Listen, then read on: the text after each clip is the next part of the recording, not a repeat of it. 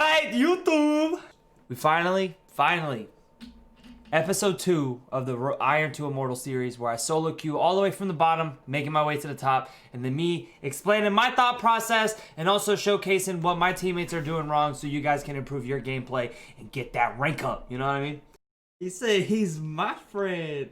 Sandmain Mukbang.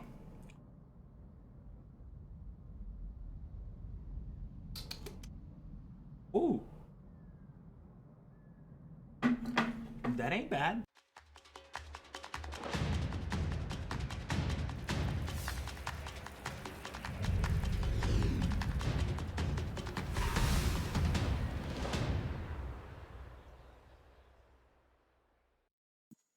Alright, just so y'all see right here, I'm currently bronze 2, so just so y'all know, and then we can get this thing started. Let's get into the game. Alright, these are the ranks we rock in this game. Auto lock. Ooh, an auto lock Sage. Okay.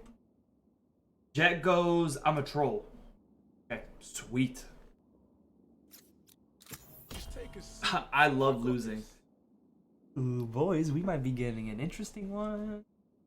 Alright, so it looks like Sage is going to push through sewer, so I'm going to set up a nice little crossfire. So she's going to be looking this way, and I'm going to look this way. I'm going to play on her contact, though. So when she goes through here and they see her, then I'm going to swing out so they won't be looking at me. Because most people, when they swing out of A garden, they look this way first. Or they go garden and look that way, but I won't even see them, you know.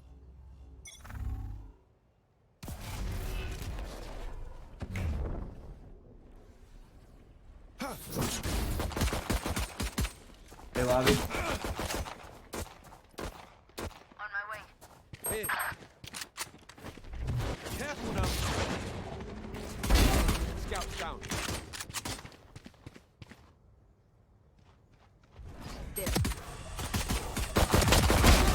Ooh, that was close. One enemy remaining. Ooh, that was close. That was janky as shit. Thought process. Alright, so my thought process, they literally just went A and only one of them got on the site. They all died, right? So the chances of them going A, it's not that high. So they have a good, I think they're going to probably go mid. If not mid, they're going to go long. So I'm going to go out mid to get early information and see if I can make something. Also, I'm going to pop a low flash because the movement kind of startles people. 3 on one shot. Careful now. Alright.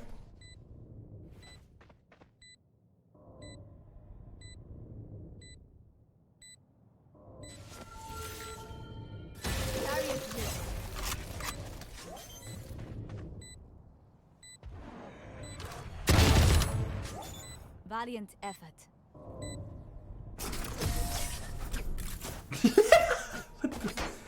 Okay. I'm 1 away from ult. Okay, so I'm actually 1 away from an ult point. My buy, like, I don't really have the best guns right now. Hold back. So I'm going to go and just use my abilities, and I'm going to try to get this orb A long.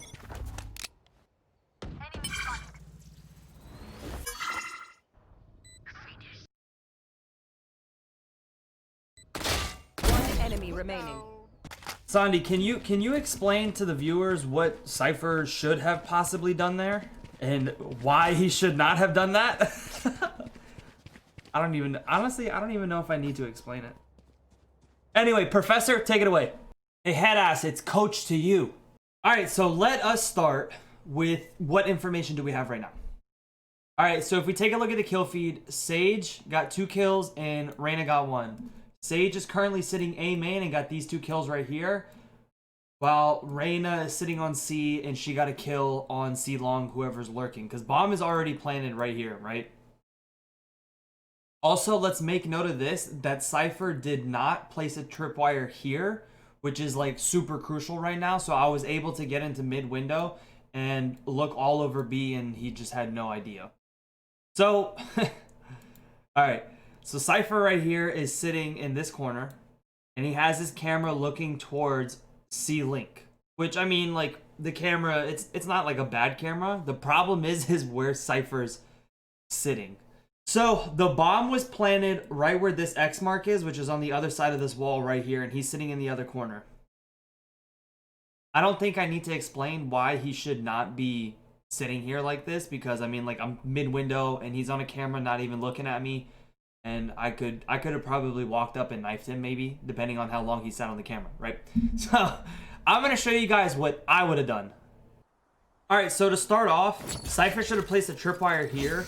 There's physically no way for me to jump over this tripwire in any way.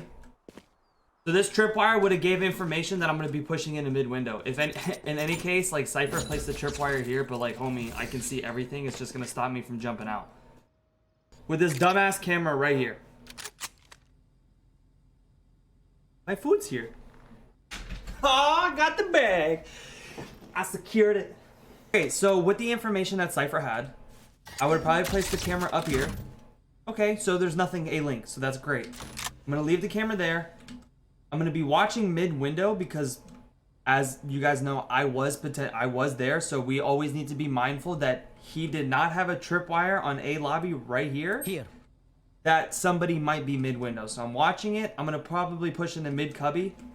And I can either sit here, play my camera, and then watch mid, or I can even push down further and grab some grass control myself. But the thing is I am by myself, so I personally wouldn't do that. I'd probably stay cubby.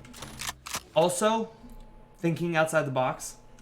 Also, another thing I would have done is Cypher probably had both of his cages. I don't remember anybody saying that he popped any of his cages, and knowing the elo, he probably didn't even use it.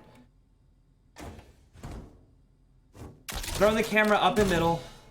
Check C-Link and A-Link, there's nothing close. Jiggle this, we're good. Throw my cage. Everything looks fine. Throw another cage right here. And now we're sitting back sight, like this. We can even sit actually right behind Gong. And now I have my camera that I can see if they come in from A-Link and C-Link, and I'll be ready for whatever fight they need to take, and then just, and they're all dead.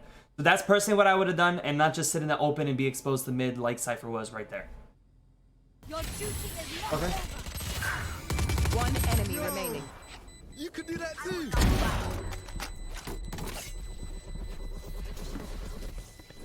Clutch. Close. So what I'm thinking is they literally have not gone C long at all again. They've been testing out mid and A. Okay, here's C long.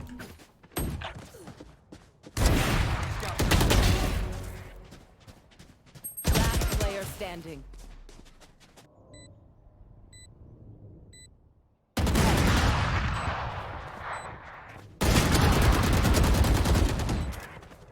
Hey, Professor, the spray pattern that she had was not that good.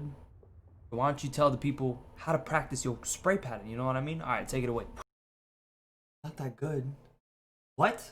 Did you just say not that good? That spray control was dog shit. All right. So you guys just come over to the range right here. Pick whatever gun you want. I'm gonna use the Phantom just because the spray control is a little bit easier on that. Actually, no. I'm gonna use the Vandal because a lot of people like the Vandal for the one tap, but just so you guys know, the spray pattern is more difficult to control than the Phantom. All right, I want you guys to see what the actual pattern of the recoil is. Okay, so let me explain this. There is a pattern. There is a recoil pattern to every single gun, or how Counter-Strike players like to call it, spray pattern. Okay, so there is a spray pattern that every gun has. The only thing is in Valorant, there is bloom. So the pattern isn't exactly the same every single time. There's a small like percentage difference on each shot, but you can still control the spray. It's just not as consistent as it is in Counter-Strike. So to find out what the spray pattern is for this Vandal right now, I picked up my mouse. I'm not going to control the recoil at all. Okay, so what I'm going to do is I'm just going to hold the trigger and we're going to see where the bullets are going. So it went up about 1, 2, 3, 4, 5, 6, 7. It went up straight and for the first 7 shots. Then it went a little bit to the right. You can see a little cluster of shots here, and then it went left and then back to right. So what do we have to do? We have to go down, and then we pull a little bit to the left to get these bullets right here, and then we pull hard to the right to get these bullets here, and then we pull left again, and then we get these bullets here. So all you guys have to do is find out what the pattern is for your gun and do the opposite. So come over to the range, right here, to this target. You find out what the recoil pattern is, and then you just practice it over and over. And listen, it's not fun. It's not entertaining. But this is a core mechanic in the game. You guys saw what Sage just did. She had people looking at him, and she just whiffing everything. And that's because she does not know how to control the spray pattern. So, I'm just going to do it with the Vandal right here. Okay, that's 10 meters. 20. The further the target is away, the harder you need to like make the adjustments. So like at 10 meters, I pulled down to about like right here, and I was good. For 20 meters, I'm gonna be spraying probably close to like down here. So we're gonna go. Still not bad, but you know, it's not bad. Yeah, it does need some work. Let's see if I can do a little better run this time. That was even worse. All right, let's do it again.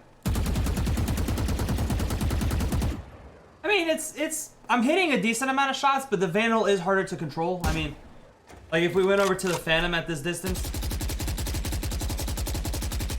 you can see the cluster is way better. So the Vandal is harder to control. So if anything is outside of like 15 meters, or maybe 20 is like pushing it, but I think even maybe like 15. So if something is about 15 meters or further, I recommend strafing and bursting with the Vandal. Just kind of doing this. And I mean, you can keep counter strafing and then tapping. And I mean, you can see if you get the timing down, your bullets are always going straight. Or if you want, just kind of burst and then kind of do like a little weird movement pattern, so it's hard for them to keep up. But you full on spraying from here, I mean, it's just it's harder to control, and especially if you don't practice it, you're probably going to be missing all your shots like Sage. All right, let's go back to the game. Spike planted.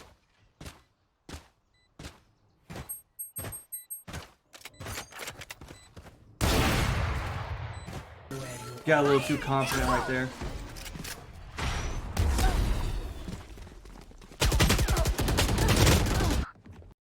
Sage had the opportunity to hold sight. She could not rotate out and play a retake. She was in a bad position. They were pushing too fast. So I understand her playing around default right here, but she ran back and kind of looked in this general area. Now look, somebody could be here, somebody could be here, somebody could be here, here. I mean, you're exposed to so many things. I mean, they're coming on A side. They're not going to be right here.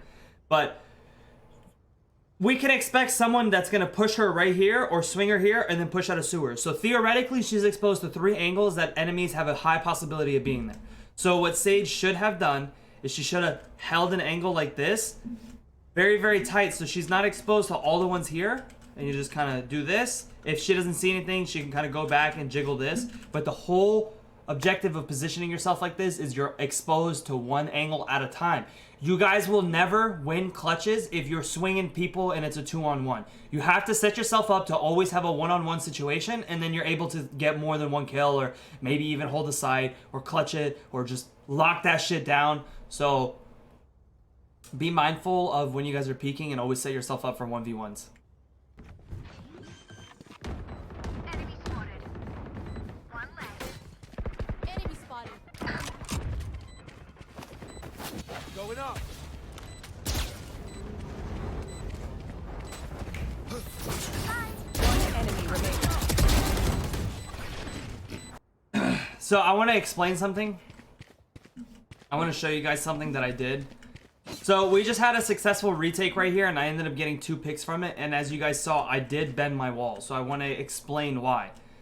So by me just walking out here, there could be somebody sitting at this angle, this angle, this angle, this angle, this angle, and this angle. That's 1, 2, 3, 4, 5, 6. 6 different angles that somebody could be sitting, right? So if you click and hold with Phoenix Wall, you can actually guide where you want it to go. So what I did is I click and held all the way to the right to bend it around the corner.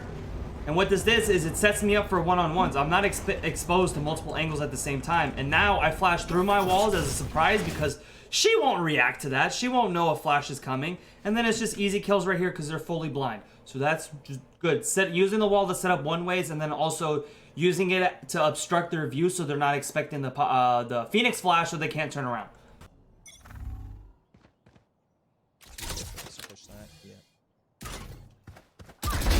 Dumbass. Ah!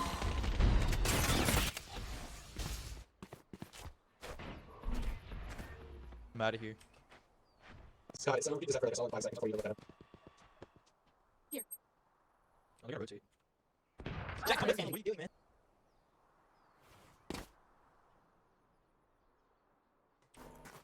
The funny thing is, I've neither got when I'm stoned or I'm completely ass cheeks. I 30 had my best seconds game left. ever when I was stoned. I dropped 38 kills.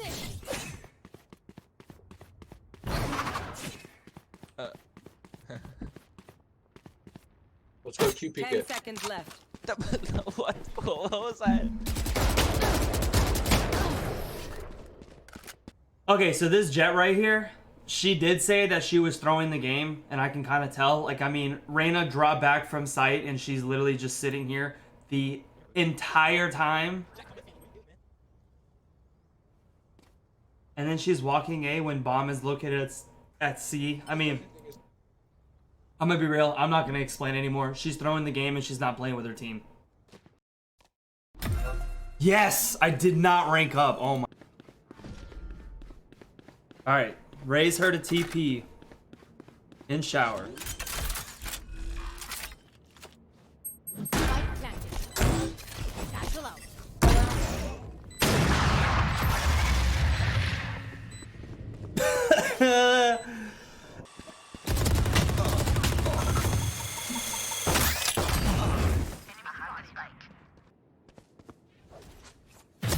One enemy remaining. Nice.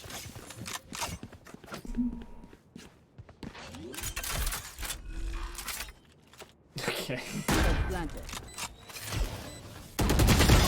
Be grateful. I don't know how these people are just getting these kills. Like, what the fuck? Going up. Wait, Phoenix, what is that wall? Wait, Phoenix, what is that wall? What are you doing? So if somebody pushes into this, oh my god, the map keeps like rotating. It's hard for me to see. Okay, so if they keep pushing, if they push in a cubby right here, a good place to see him early is from this angle where I'm looking at right now.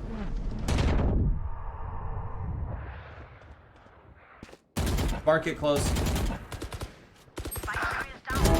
Shot down. Need help. Oh, flash me. Shot down. Last player standing. What the fuck?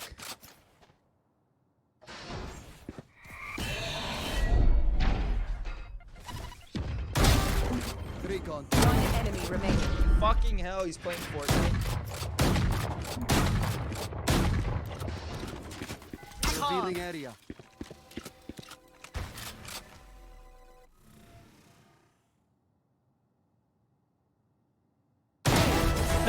Fucking hate you. Oh my god. This shit is so dumb. Oh, so I don't know if a lot of you guys know this, but the Bucky surprisingly is like, it's a decent gun. And it has an alternative firing method. So left click looks like this on the wall. Just a normal spread, a bunch of BBs going on. But if you right click it, that's a slug shot right there. So it can definitely do a lot of damage, but the problem is if you're up close, if you're close to a wall and you right click, it does no damage. You need to be at least, like, I'm probably 10 meters back from this wall, still is not enough. Outside 10 meters, it's good. If you're within 1 to 10 meters from a person, make sure you guys left click. If you're outside 10 meters, right click, because I'm telling you, it's really, really good. Oh, Gone. Holy shit! I don't know how I'm still alive. How am I alive? Let's go. Alright, and we've bought bronze 3 now. But I missed it. 2B. And we have a wall. What's up, buddy?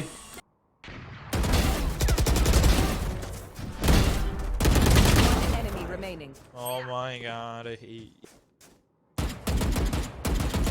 Steal this? Watch it. What is he doing, bro? Why is he not running? I saw you, homie. He probably wanted to go to. Okay, so this clip right here is a perfect example of what I'm talking about, setting yourself up for one-on-ones. I didn't just swing out wide and expose myself to 3 of them and hope to win. I literally killed them 1 at a time.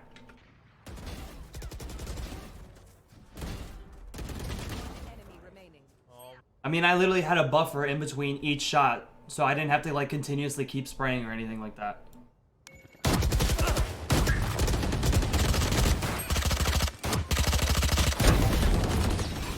Back up quick.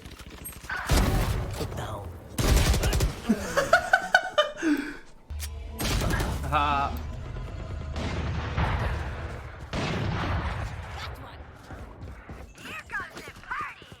Sage was rotating to A.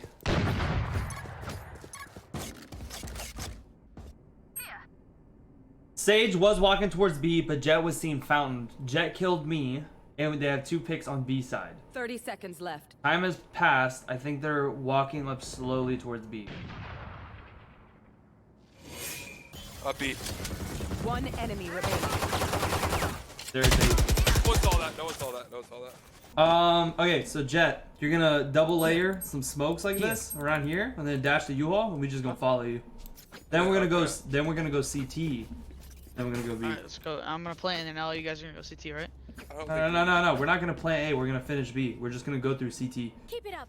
Okay. Wow, this is a big brain strat for a 3v5. Bro, it's to assert dominance. That's why. No smokes? Blocking sight. Bomb by Nice. Just keep going, because they're gonna wrap all the way around. Careful now. See? They just hit my trip market.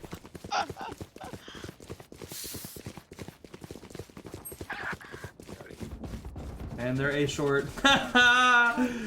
This shit too easy, dog. What? My camera's One enemy remaining. Last player standing. Last phone, elbow. page triggered.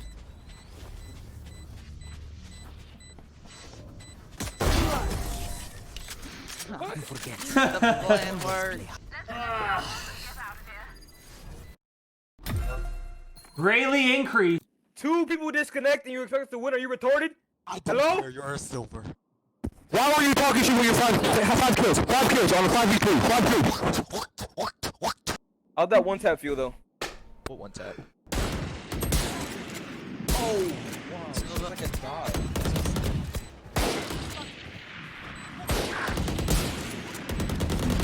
Last player standing. 120 killjoy. Easy. Enemy down. Bullseye.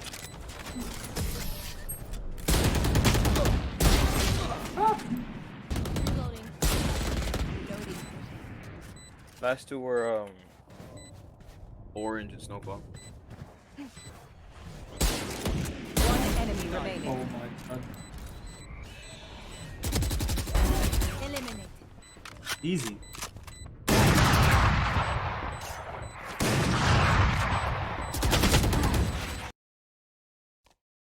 And we are back in silver, boys.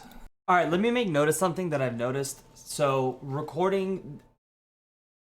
All right, so when I first recorded the bronze series, I ranked up from bronze 1 to silver 1 on another account in about 3 games, but I lost all that footage. So I had to redo it all. And then you guys saw the games that I had here. Not really much problems with my teammates as much as I thought there would be, at least in like bronze elo. So what I kind of noticed is, yo, there are hella smurfs in this elo, like hella. So for the people that are smurfing, I'm doing this shit just for educational purposes. I don't in my free time go smurf in bronze because I don't.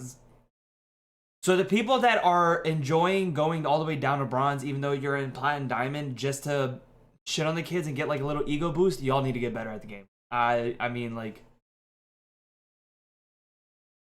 yeah, I get it. So like the only time like I would smurf is like if I'm having like a really, really bad day, and I'll go from playing in high immortal to like low diamond, and I'm just having a bad day that I'm playing as like a diamond. You kind of know what I'm saying? Like my skill level is just not that good today, so I'm playing at a lower skill base. But for the people that are like, oh, my aim is cracked, so I'm gonna go in a bronze lobby and get like 50 kills, like how is that fun?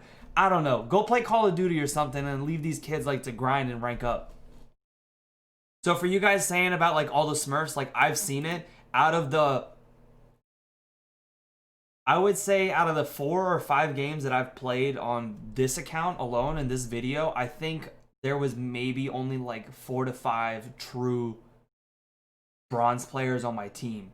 I think everybody else was smurfing. There's been numerous occasions where like I think I played with like 4 plat smurfs and stuff like that. So like that's going to be tough, guys. But listen, if you are struggling with smurfs, you need to focus on your own gameplay. You need to improve as an individual person, and your skill level like needs to just be better. Like so if you guys are going up against another smurfs, don't get discouraged. They're better than you. So what do? You just need to get better. I know it sucks. I know it's tough, but stop looking at the rank. Dude, I don't give a shit. You're in bronze. You're not playing against bronze people. You're playing against people at other elos. So stop focusing on what your rank is. Just focus on how you play. So from the bronze series, from what I've seen, what I recommend that you guys need to work on is a few things. I know I saw a lot of smurfs, but I'm trying to pick out based on like the worst players that I've seen in the game, and then I'm able to like, you know. Alright, so based on looking at the worst players in the game in this bronze series, I think the things that you guys really need to work on, again, I would say the number one thing is crosshair placement. It's just, a lot of people think flicking means you have good aim, and people think that if you can't flick onto something, your aim is shit. That's not true, guys. I'm telling you, like, honest to God, 90% of aiming in this game is crosshair placement. Just having them walk into your crosshair is not, there's no easier way to get a kill. So what I would recommend is honestly practicing your crosshair placement again. And I mean, if you guys need help practicing crosshair placement, this is how I did it. This is how I practiced my crosshair placement. I did this in Counter-Strike a lot. So a common angle for me to peek is them at garden right here, right? So what you guys need to do to practice your crosshair placement is find out what angles you're struggling with. I mean, if it's every angle, so be it. I'd put a lot of time on my own to practice this crosshair placement. So we have garden here, which is a common angle. And I'm just gonna looking around. I think I have to aim somewhere here. Boom. Honestly, that's head level right there. I'm gonna even shoot the wall. Let's walk up to the wall and see where my head is in relative to the bullets. Boom. And since it is a downward angle, this is gonna go straight through my face. So that's the way to do it, is just find an angle, set your crosshair up, and then strafe out. If your crosshair's in the right spot, good, go on to the next angle. So we're going to go on to the next angle. Nope, that one wasn't good. So let's move a little bit to the left. Boom, that one was good. So let's go A-long right here. Decent. I need to be up a little more.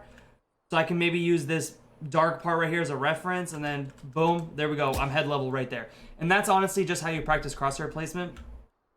The other thing you guys need to do is you guys need to, like, stop playing, like,